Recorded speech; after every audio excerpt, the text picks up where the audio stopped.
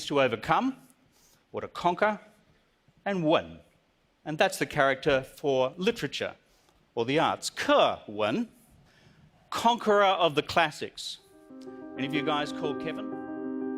陆克文，曾经的澳大利亚总理及外交部长，第一个能说流利中文的前西方国家领导人。2013年，他退出澳洲政坛，随后出任美国亚洲协会政策研究所主席。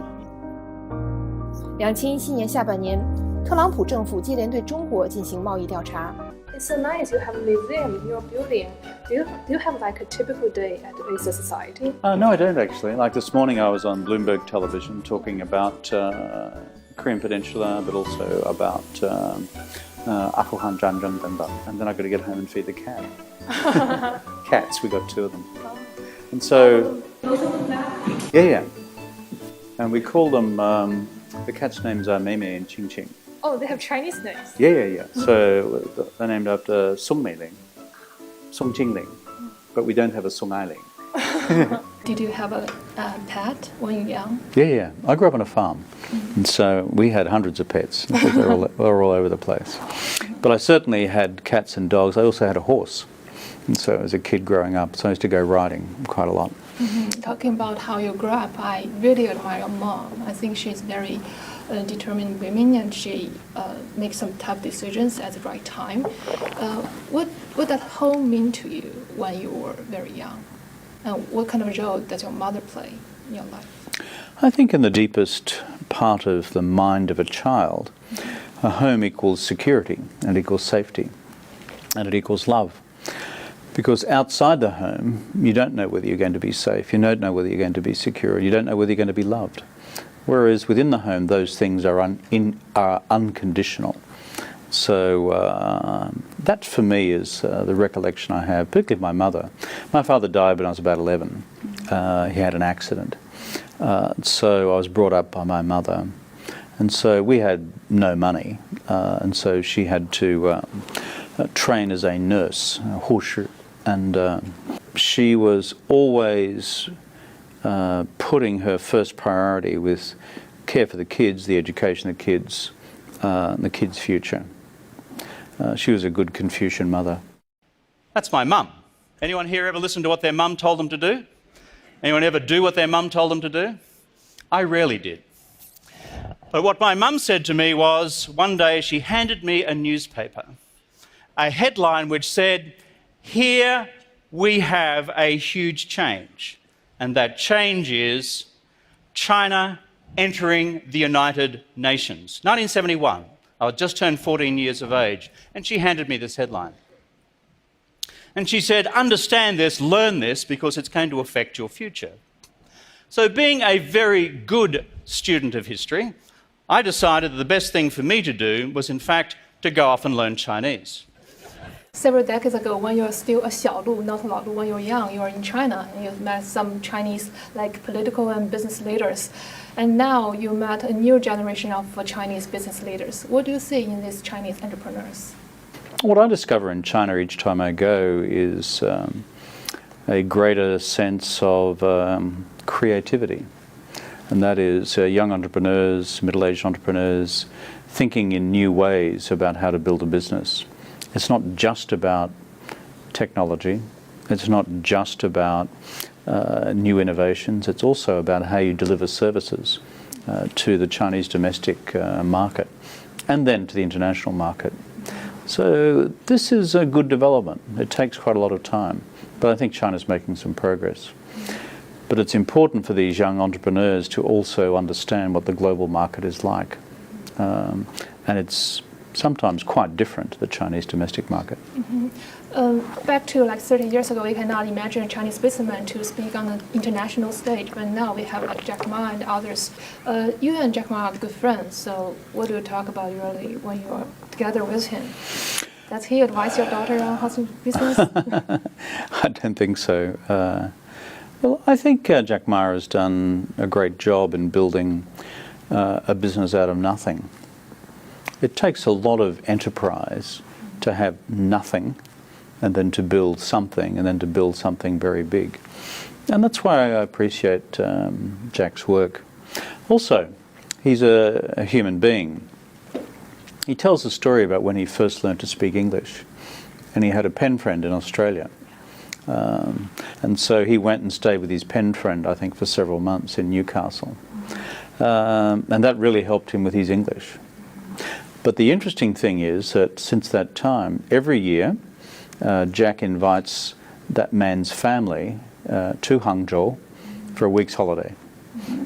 And he's done that ever since he's had the money to do it. Yeah. So I think that displays a very good set of Confucian values. And now he has a scholarship dedicated to the family. Yeah. Named by the family. I know your daughter is doing business in China. When he went there, do you give her advice on how to do business? What did you tell her? No, absolutely not, because I'm not a businessman. And my wife is. She's very smart, much smarter than I am. And she has developed a business since she was in her 20s. So my wife and my daughter, they talk business all the time. And my wife has spent a long time living in China. So the secret of the brains in our family is the women, okay? Not the guys like me. In terms of how to deal with Chinese people, what do you tell? Because I saw your daughter is doing very good in China, actually. So maybe she learned something from you. No, she does it all herself. I've never approved a single script of hers. In dealing with Chinese people, I mean, our simple approach as a family has always been just be very friendly, very polite, and just be honest, which is, we're good at this product is fine, this approach is okay, this policy is a good policy, in the case of governments. Because trust is a very rare thing, and you cannot abuse trust. So the only thing I've ever said to my daughter is, you must look after your customers, because they put some trust in you, and therefore you've got to return that trust.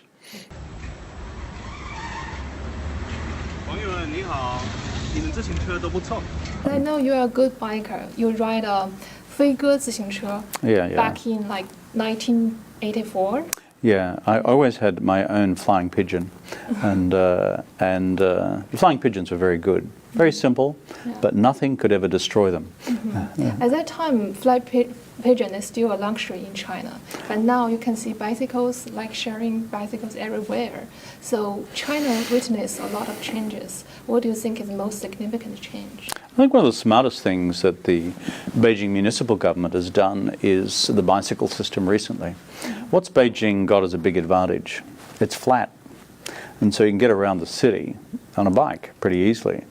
And so what I've noticed is this big phase, which is when I first went to Beijing in 1984, everyone rode bicycles.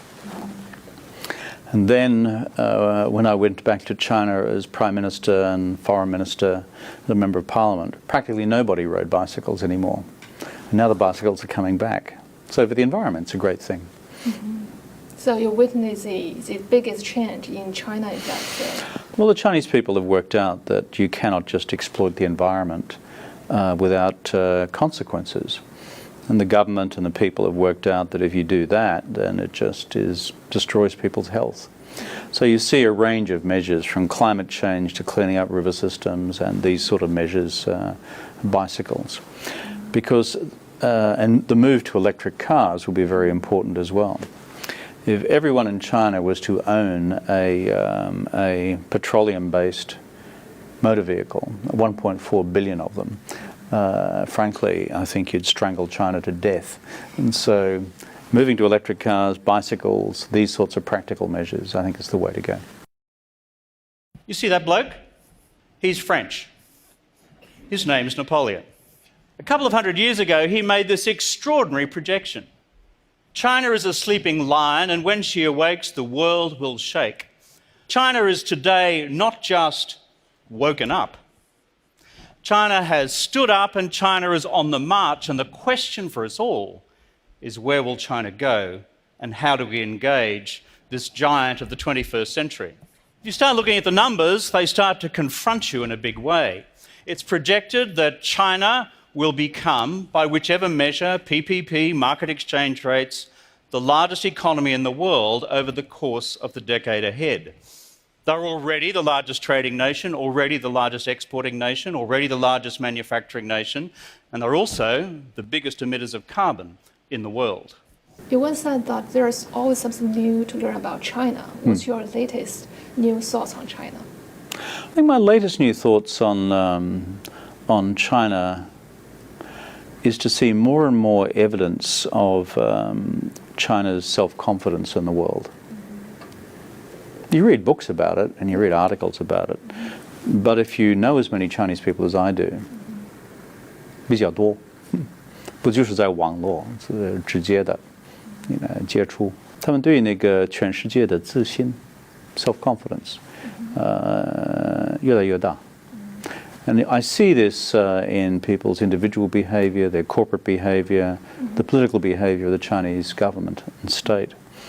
So I think what I see most is this growing self-confidence as China, having opened the doors in 1978, having reformed the economy through the 80s and 90s, and then having 走出去 after that. And then 10 or 15 years after 走出去, there is a increasing level of maturity about China's understanding of the world. It's not perfect, but what I see is a greater, more mature reflection of what the world is like, and a greater sense of comfort in working in the world. Like in your job, you wouldn't be doing this in New York 20 years ago, would you? True. Okay, so you're an example of this. But what do you think the confidence come from? Because for a long time, Western scholars always think that Chinese people regard themselves as a victim instead of very confident in the world stage. I think... is it because of economy or culture or something else? Well, I think one of the good things about Chinese culture is you have this whole emphasis on 谦虚, modesty, and humility. This is not often the biggest strength in the United States. You know that, I know that, and hopefully the Americans won't hear this, so that'll be fine. But the great advantage that China has, I think there is an instinctive modesty about the culture and about behavior, and deferring to people. I think this is a good thing. Secondly, I think that is a good skill for understanding the world. If you go out into the world and your attitude is purely 100% 自大, that doesn't help understand the world. You just create enemies that way. And so I think learning to take your time and to patiently understand the world is a very fruitful exercise, although it takes time. The third thing is just a very practical thing, which is the doors were shut for a long time, and then they opened. And now tens of millions of Chinese have gone out into the world. Probably now hundreds of millions, I'm not sure, either short-term or long-term. So the world is less of a mystery to the people of China. And then, of course, there's the point that you referred to, which is that China is now wealthier and as a country more powerful. The Chinese reformers of the late Qing dynasty dreamt of wealth and power. If you look at the traditional reformers of Yan Fu and Tan Tong and Liang Qichao and that whole period, even Kang Youwei, in the 1890s, prior to the Xinhai Geming, they always dreamt of how China could obtain wealth and power to deal with the young ren, Yapian Zhanzheng Dengdeng. So that was in the 1890s. 100 years later, wealth and power has arrived. And so I think Chinese people sense that, and that also enables them to be more confident in the world. Even though, as you know and I know, China still has stacks of problems. Chinese leadership knows that as well. You travel to China a lot of times, and now you live in New York, so you know China, you know U.S. very well. In the past, we have a lot of people who work on the China-U.S. relationship very well, like Dr. Kissinger, like Mr. Paulson. What did you learn from their experience?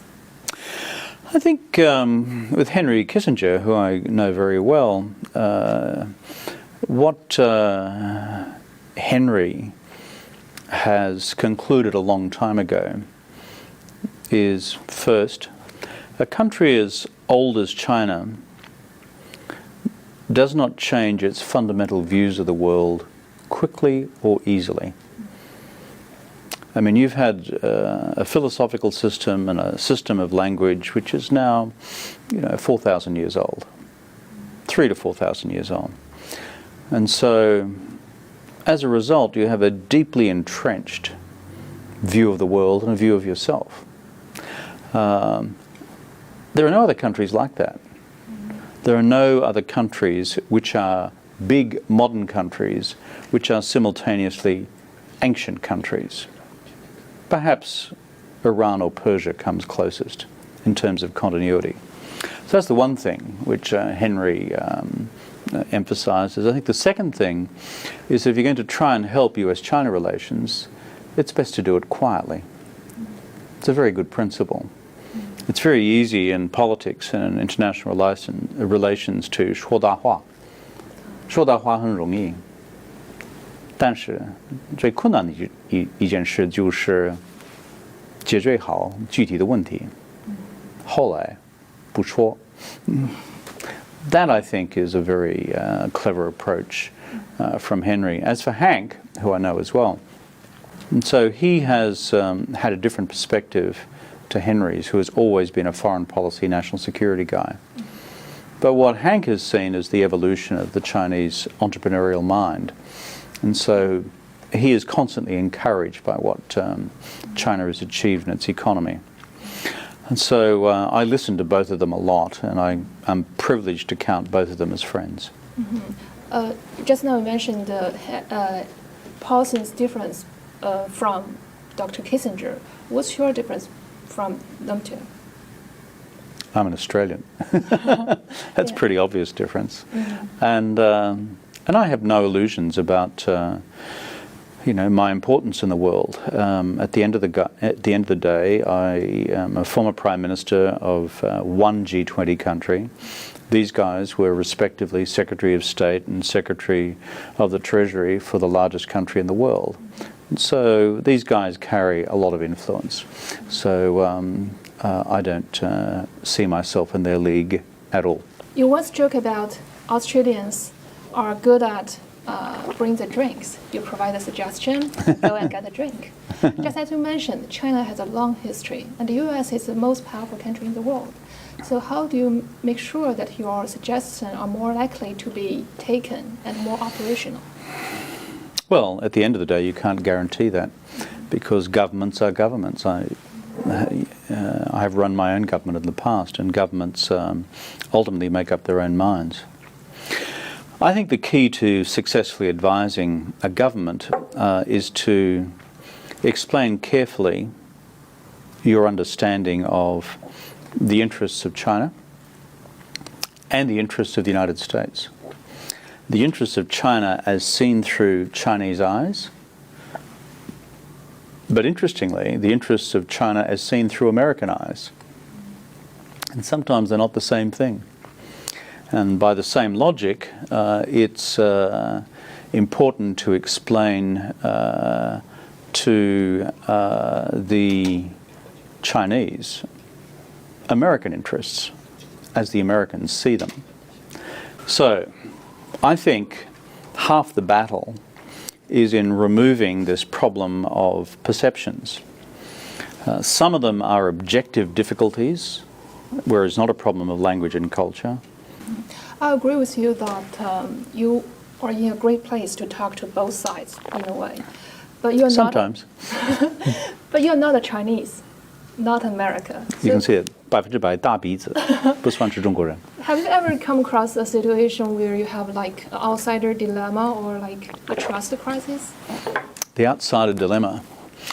Well, Australians generally have an outsider dilemma because we're the only Western country in Asia. And so we're kind of used to this outsider dilemma. Oh, there's New Zealand too. But as a result, we're used to being the odd man out or the odd man in, if you know what I mean. I think the key, there's one advantage in being an Australian in Asia relative to other Westerners. And that is, in our region, the Asia-Pacific region, we recognize the fact that there are much bigger, more powerful, and certainly more ancient cultures and civilizations than ours.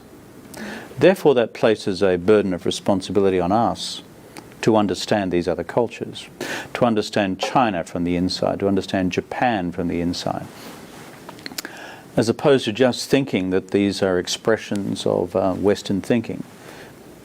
The West is a relatively new idea, last 500 years. Most of these cultures and civilizations have been around for 1,000, 1,500, 2,000, 2,500, 3,000 plus.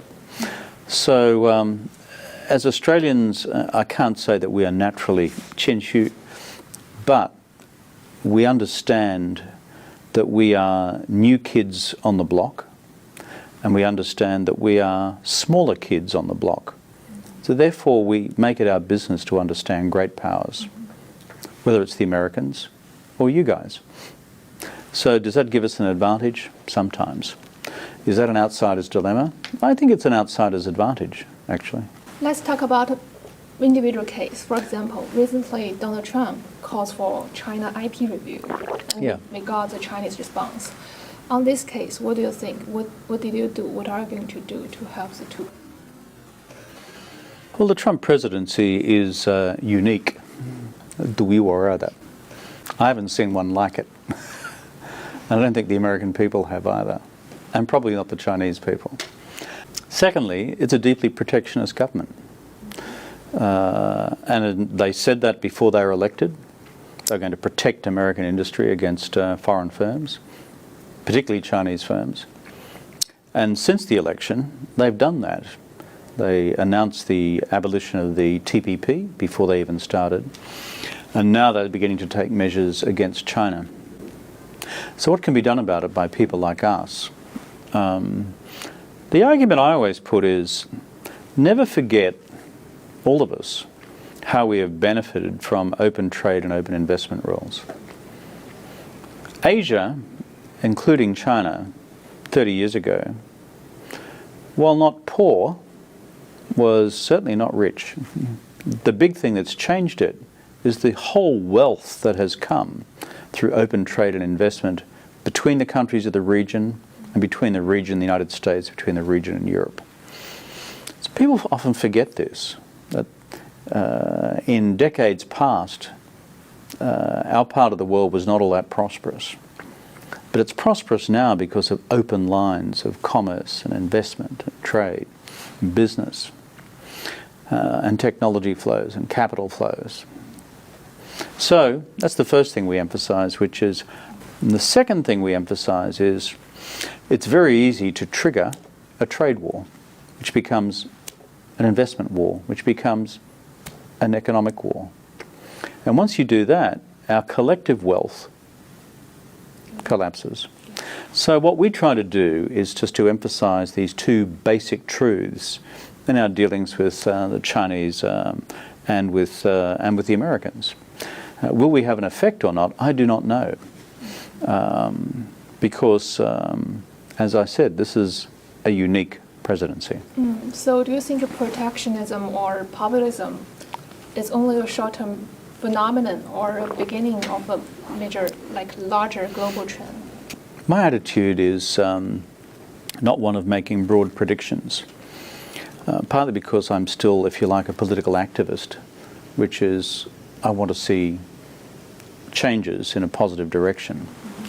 And so I believe it lies within the grasp of the Chinese government, the European governments, and the government of the United States to make the right decisions for the future, to keep economies open, to keep societies open, to keep markets open.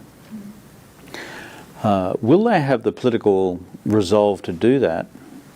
Well, that's the reason Macron was elected. And that's a reason why the far-right parties in the Netherlands were not elected. And that's why the far-right parties, even in Britain at the last general election, failed. In the United Kingdom Independence Party, UKIP.